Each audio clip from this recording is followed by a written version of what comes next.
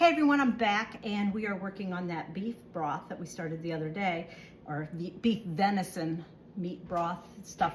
And what I am doing is I've got several parts of this process that I'm going to share with you really quick. So one of the things that I'm doing is I am making sure to strain the broth and the fat into a jar, taking out the chunks of meat, or chunks of fat more so.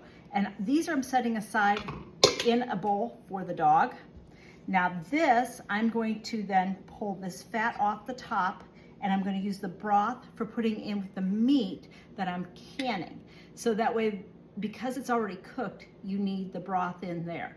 And then any extra broth that I happen to come away with, which I don't think is going to be much, I'll can as beef meat broth, which is a very good broth for you to use also in your cooking and eating and all that kind of stuff. But I wanted to share the different parts, and I've got this cooling here. I'm going to pull the fat off of that. The meat goes in the jar, the fat goes in with the dog stuff.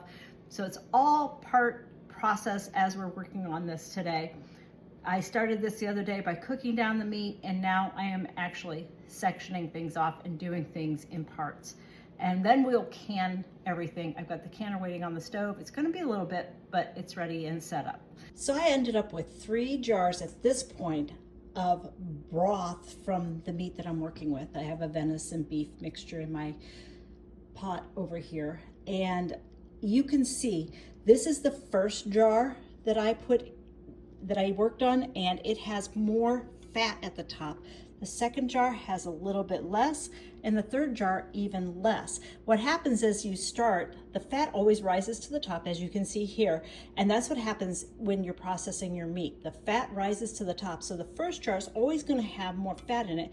And this I'm going to pull off, and then I'm going to use the beef broth that's in the bottom to can with. So that way then I'm separating it out. I'm giving it time to sit. You can see that it's starting to, drop down in, it's filtering out on its own, which is okay. That little bit of beef stuff isn't going to hurt anything if it goes in with your meat. It's actually very nutrient dense, so you want it.